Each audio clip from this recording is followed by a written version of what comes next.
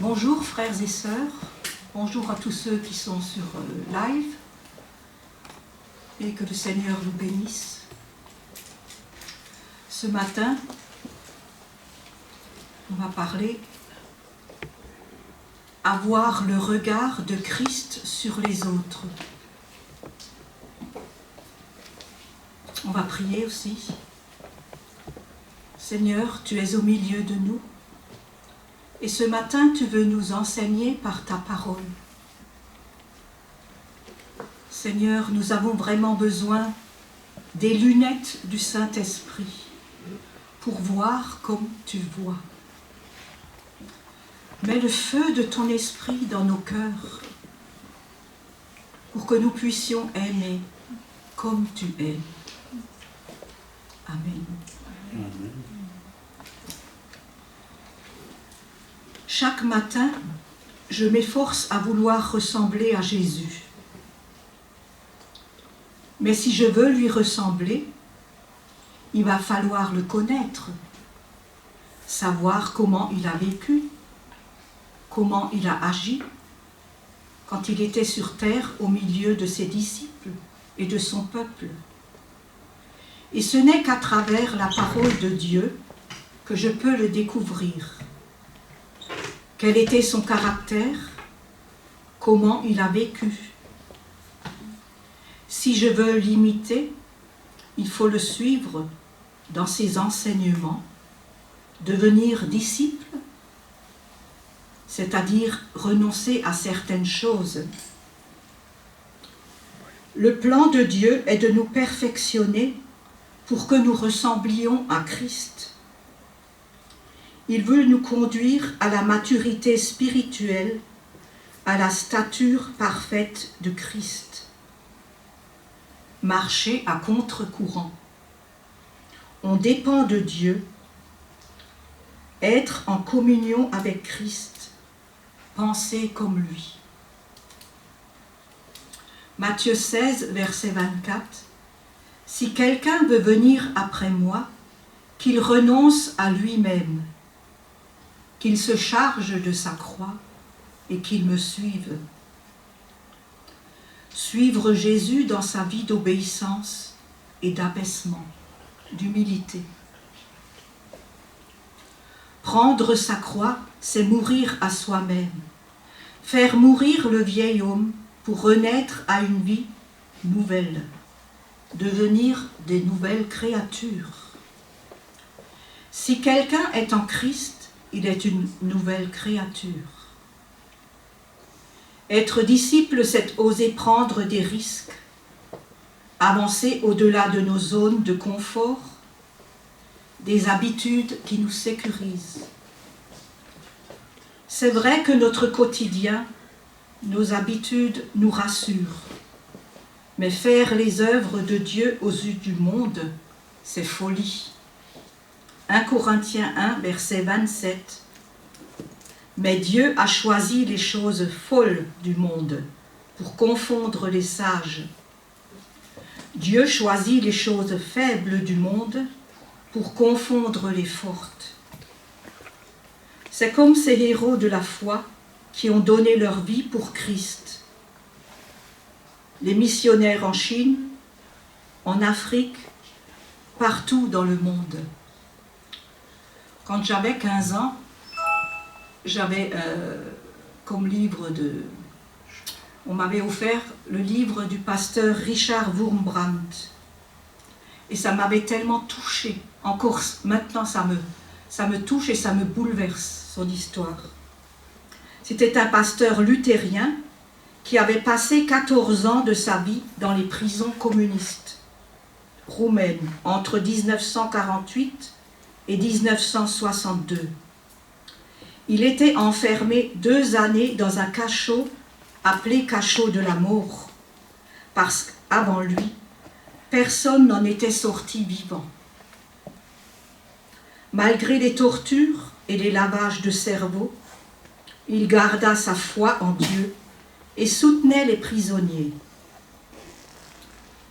Jésus était obéissant à la volonté du Père et qui n'a pas faibli lorsqu'il est descendu du ciel Il a abandonné la gloire du ciel pour venir habiter sur notre terre.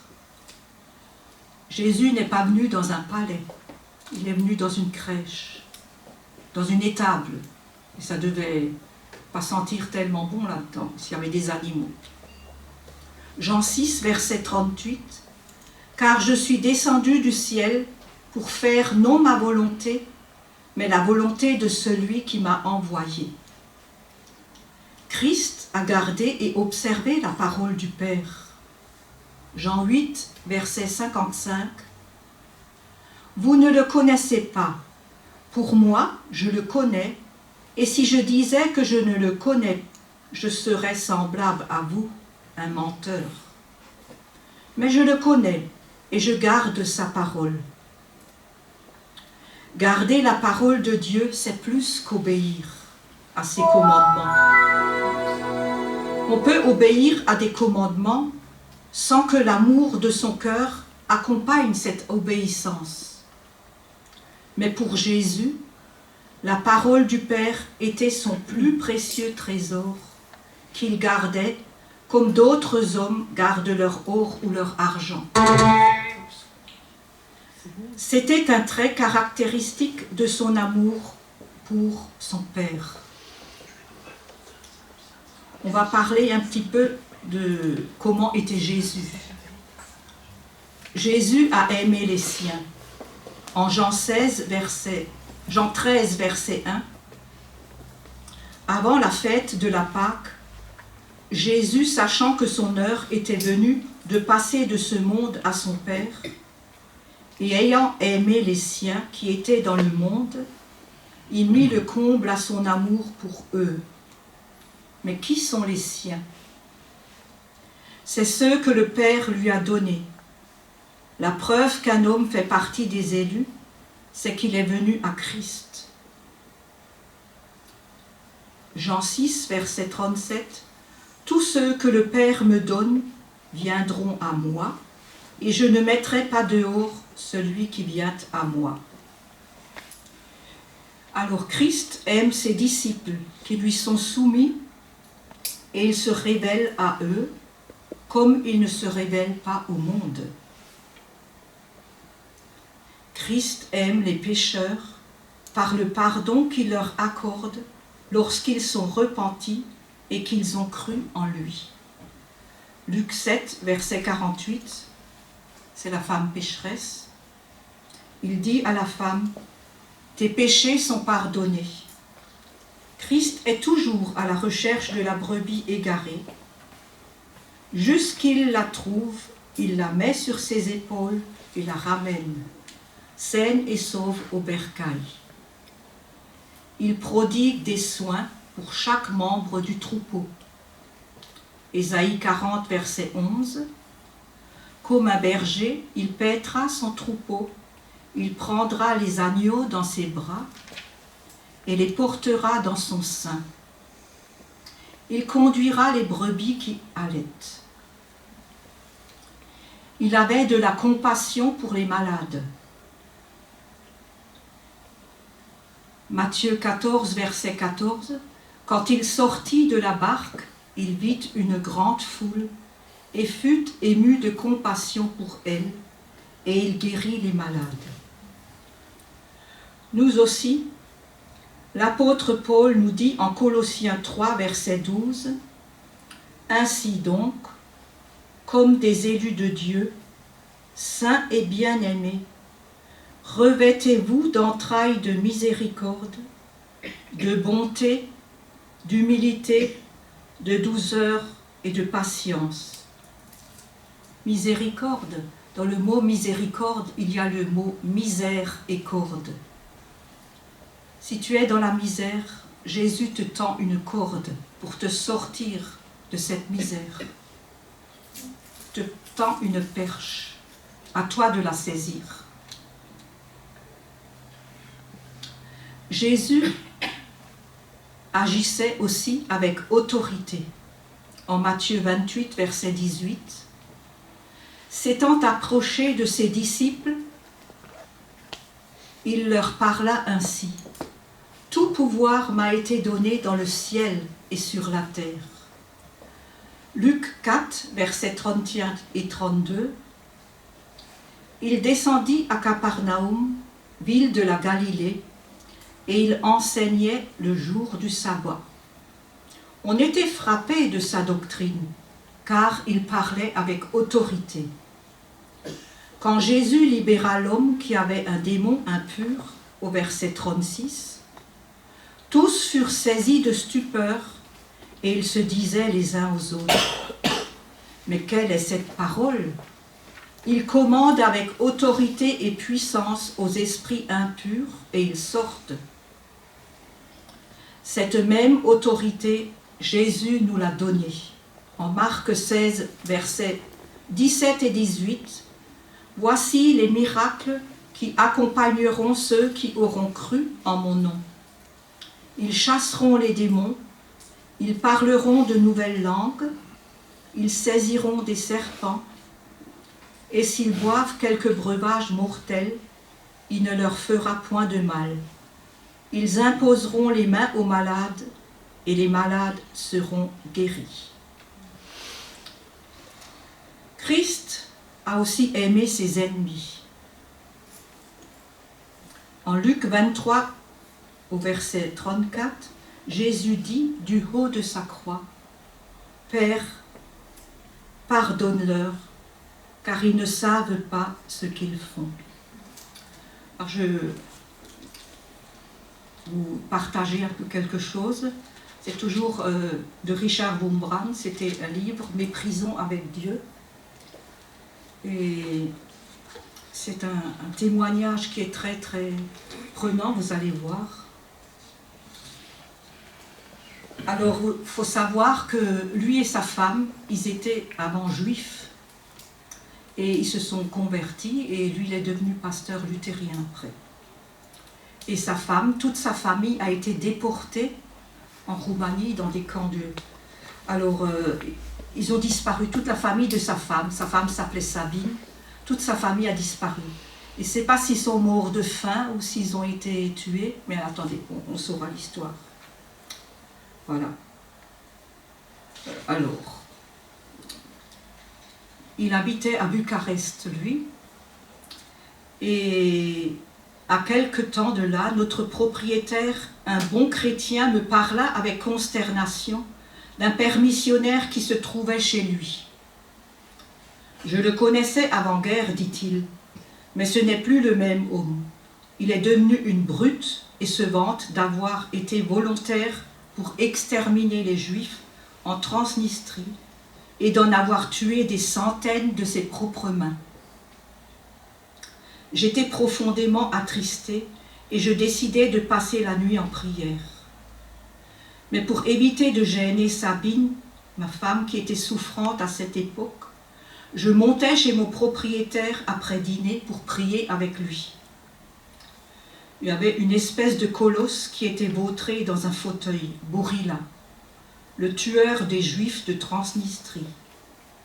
Lorsqu'il se leva, il me dominait de la tête et il flottait autour de lui comme une odeur de sang et d'horreur.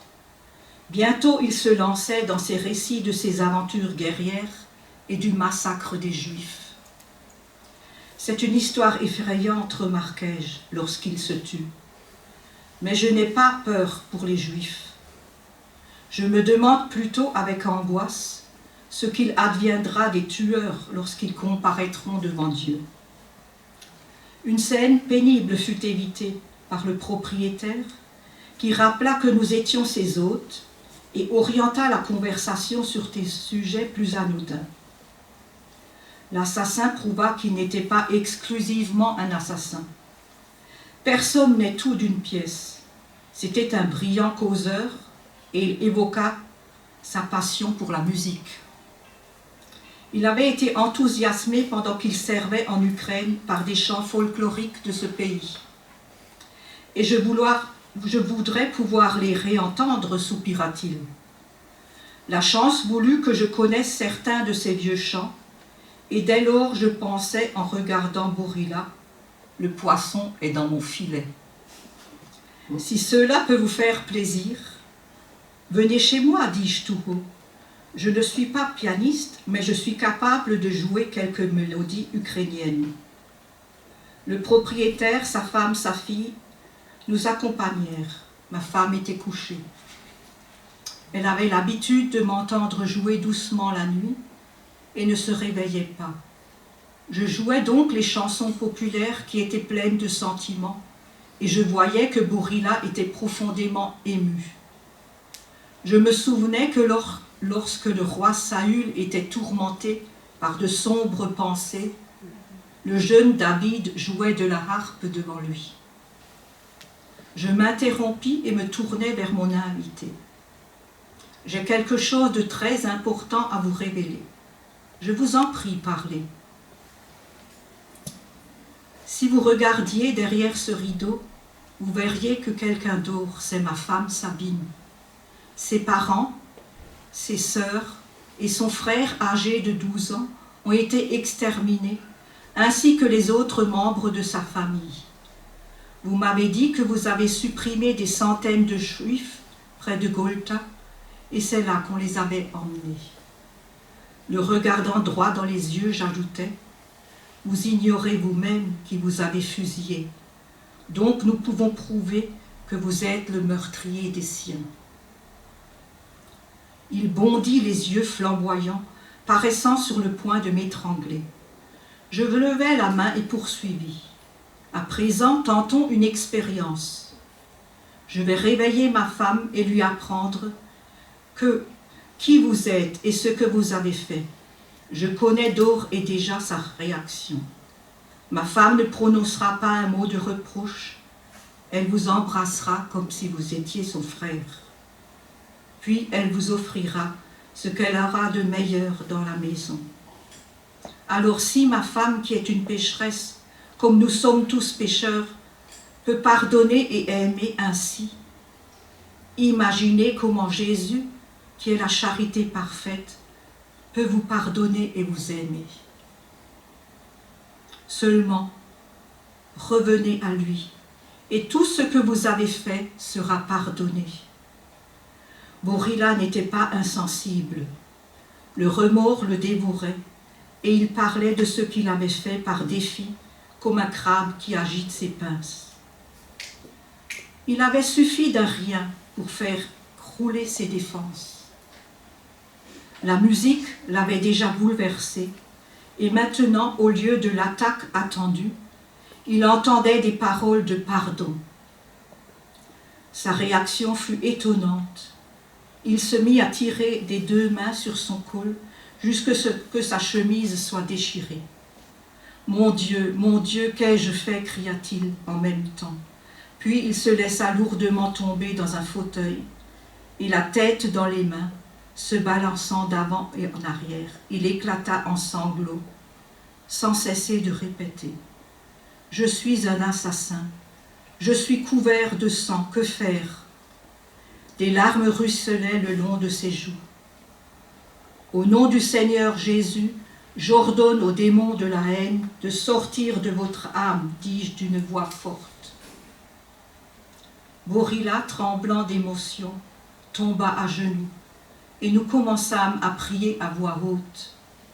Il ne connaissait aucune prière, et il se bornait toujours à implorer son pardon, à dire qu'il l'espérait et qu'il savait qu'il serait exaucé. Nous restâmes à genoux un grand moment, puis nous nous relevâmes et nous nous embrassâmes. « Je vous avais promis de faire une expérience. Je vais tenir parole, dis-je ensuite. » J'entrai dans l'autre pièce et trouvai ma femme encore endormie calmement. Elle était très faible et fatiguée alors. Je la réveillai doucement et lui dis « J'ai à côté un homme que tu dois voir. Nous croyons qu'il a massacré ta famille, mais il s'est repenti et il est à présent notre frère. » C'est dur, hein, d'un assassin, dire à l'autre qu'il est devenu notre frère. Enveloppée dans sa robe de chambre, elle s'approcha de lui, lui noua les bras autour du cou et l'embrassa. et tous les deux commencèrent à pleurer et à s'embrasser encore. Puis, comme je l'avais annoncé, Sabine alla à la cuisine lui préparer une collation. Pendant son absence, l'idée me traversa l'esprit que le crime de Borila avait été si abominable qu'il avait besoin d'une leçon supplémentaire. J'allai dans l'autre pièce et revins, portant dans mes bras mon fils endormi, qui avait 2 ans. Il avait à peine quelques heures que Borila avait vanté la manière dont il avait tué des enfants juifs dans les bras de leurs parents. Mais maintenant, il était horrifié.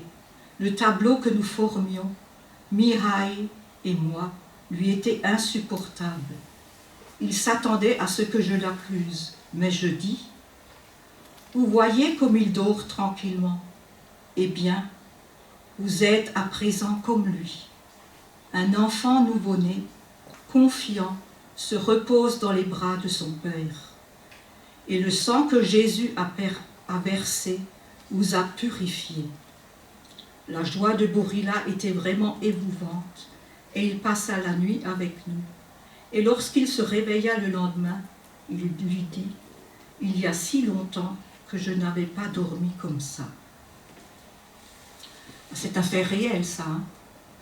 Oui, le pardon est possible si nous sommes en Dieu. Car la force de l'amour de Dieu, c'est vaincre la haine, l'amertume. Elle transforme, agit et nous pousse à cet acte héroïque. Sans Dieu, on n'en aurait pas la force. Matthieu 6, verset 12.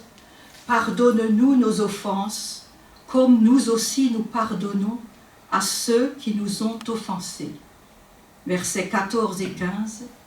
« Si vous pardonnez aux hommes leurs offenses, notre Père céleste vous pardonnera aussi. Mais si vous ne pardonnez pas aux hommes, votre Père ne vous pardonnera pas non plus vos offenses. » Alors s'il y a des gens qui ont encore des choses, des non-pardons dans vos vies, mettez-vous en ordre s'il vous plaît.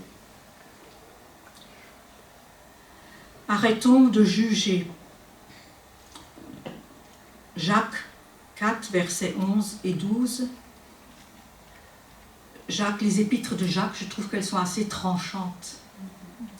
Et je veux dire pourquoi. Jacques était chirurgien.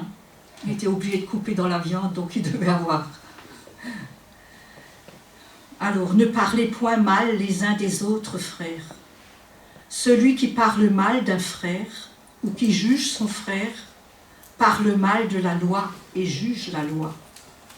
Or, si tu juges la loi, tu n'es pas observateur de la loi, mais tu es un juge. Un seul est législateur et juge. C'est celui qui peut sauver et perdre. Mais toi, qui es-tu qui juge le prochain?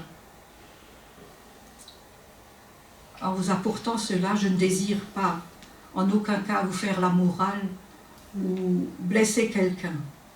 Mais dans tous ces rappels du Seigneur, je crois que c'est pour moi aussi. Moi aussi, j'ai besoin de changer. 1 Corinthiens 13, versets 3 à 7. Et quand je distribuerai tous mes biens pour la nourriture des pauvres, quand je livrerai même mon corps pour être brûlé, si je n'ai pas la charité, cela ne me sert de rien. La charité est patiente, elle est pleine de bonté. La charité n'est point envieuse. La charité ne se vante point. Elle ne s'enfle point d'orgueil. Elle ne fait rien de malhonnête. Elle ne cherche point son intérêt. Elle ne s'irrite point. Elle ne soupçonne point le mal. Elle ne se réjouit point de l'injustice, mais elle se réjouit de la vérité. Elle exauce tout, elle croit tout, elle espère tout et elle supporte tout. C'est vrai, la parole de Dieu est claire. De la manière dont nous devons nous comporter, c'est tout un programme. Et on va prendre la lecture en Romains 12, versets 9 à 21. Romains 12, de 9 à 21. Que la charité soit sans hypocrisie. Ayez le mal en horreur. Attachez-vous fortement au bien. Par amour fraternel, soyez pleins d'affection les uns pour les autres. Par honneur, usez de prévenance réciproque. Ayez du zèle et non de la paresse. Soyez fervents d'esprit. Servez le Seigneur. Réjouissez-vous en espérance. Soyez patients dans l'affliction. Persévérez dans la prière. Pourvoyez aux besoins des saints. Exercez l'hospitalité. Bénissez ceux qui vous persécutent. Bénissez et ne maudissez pas. Réjouissez-vous avec ceux qui se réjouissent. Pleurez avec ceux qui pleurent. Ayez les mêmes sentiments les uns envers les autres.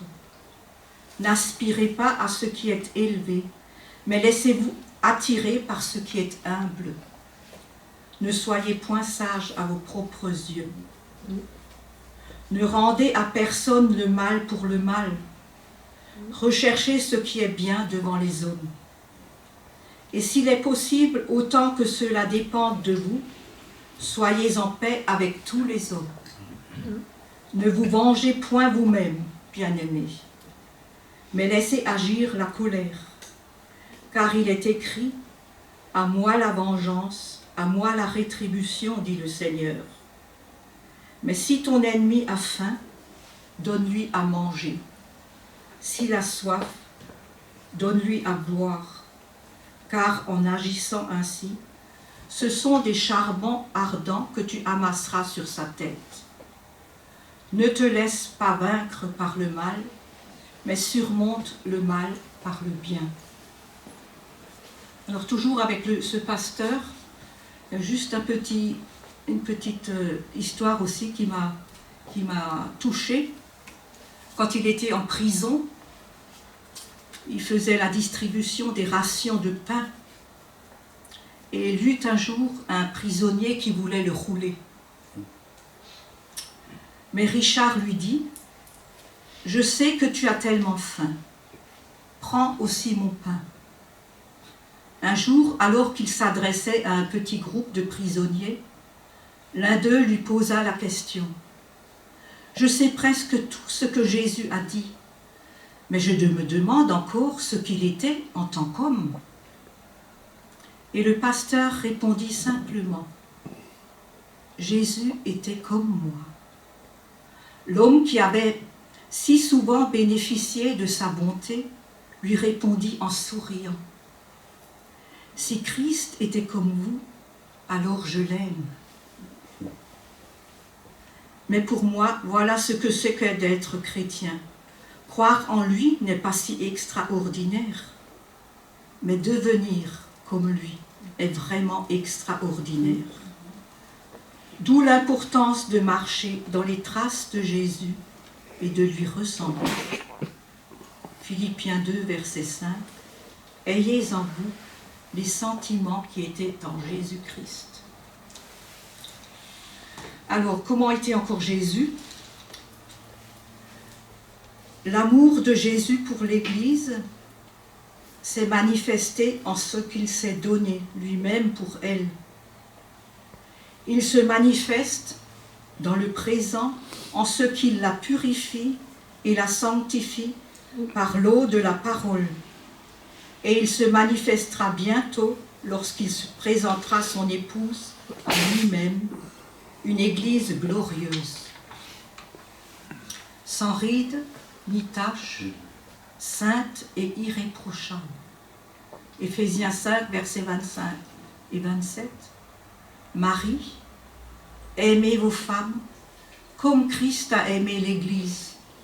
Il s'est livré lui-même pour elle, afin de la sanctifier par la parole, après l'avoir purifié par l'eau du baptême, afin de paraître devant lui, cette Église glorieuse, sans tache, ni ride, ni rien de semblable, mais sainte et irrépréhensible.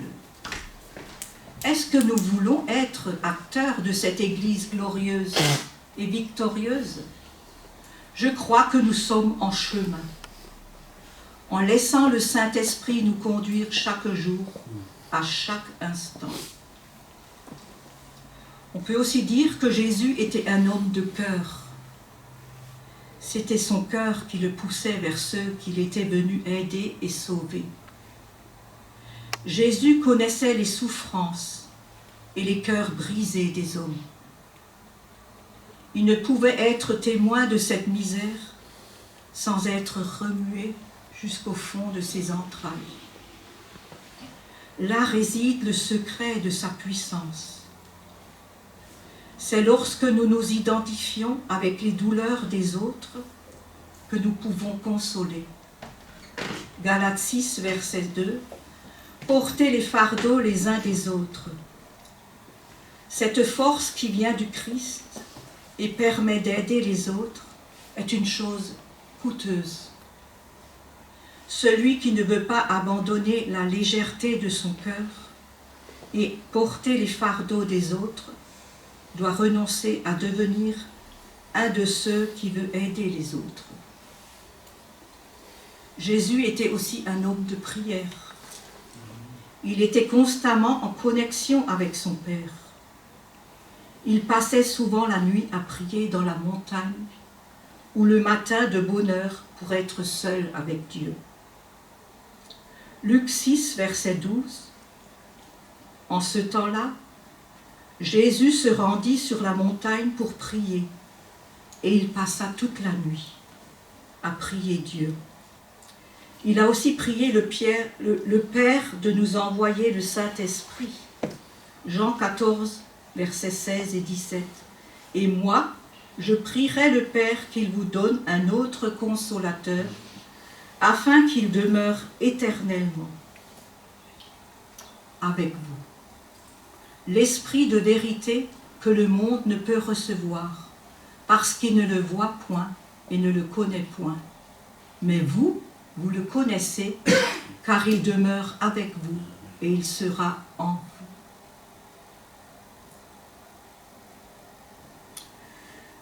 Dieu s'intéresse à notre conduite personnelle. 1 Thessaloniciens 4, verset 1. Vous avez appris comment vous devez vous conduire et plaire à Dieu. C'est de marcher de progrès en progrès.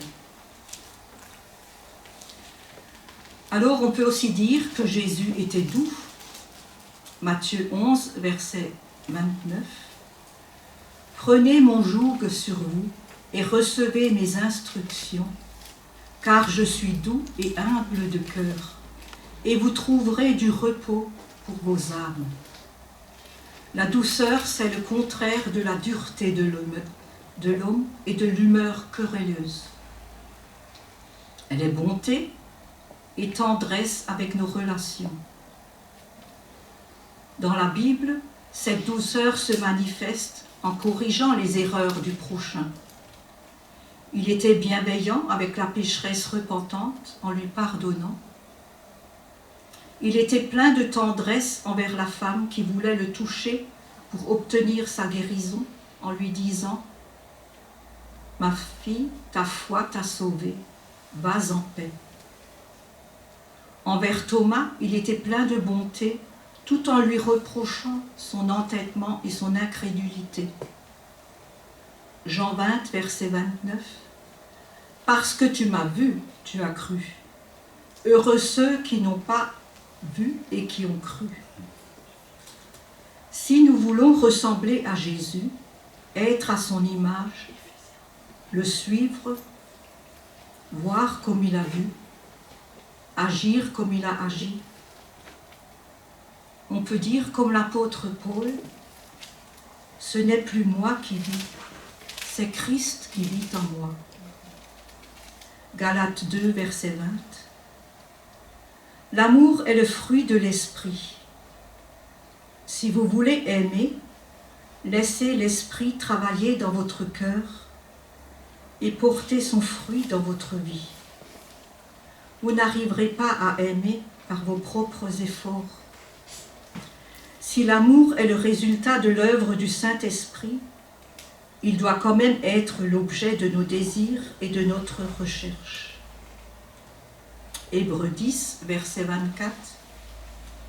Veillons les uns sur les autres pour nous exciter à la charité et aux bonnes œuvres.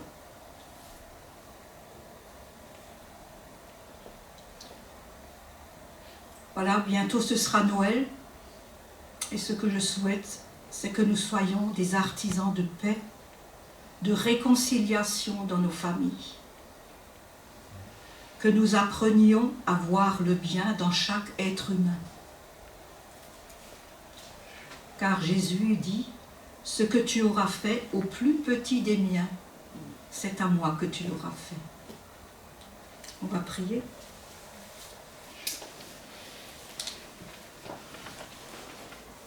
Seigneur Jésus, nous avons le désir de te ressembler. Par ton Esprit Saint, guide-nous toujours et incline notre cœur à faire toujours le bien, à ne pas se mettre en avant, à s'effacer quelquefois, à se mettre à l'écoute et à prendre du temps pour aider notre prochain. Merci Seigneur. Merci Seigneur pour ce regard nouveau que tu veux nous donner ce matin. C'est vrai, nous avons vraiment besoin de la lumière de ton Saint-Esprit, des lunettes du Saint-Esprit, pour voir comme tu as vu. Nous avons besoin du feu de ton Saint-Esprit pour aimer comme tu as aimé. Tu n'étais pas au-dessus des autres. Au contraire, Jésus, tu es venu laver les pieds de tes disciples. Apprends-nous, Seigneur, à servir et à aimer. Amen. Amen. Amen.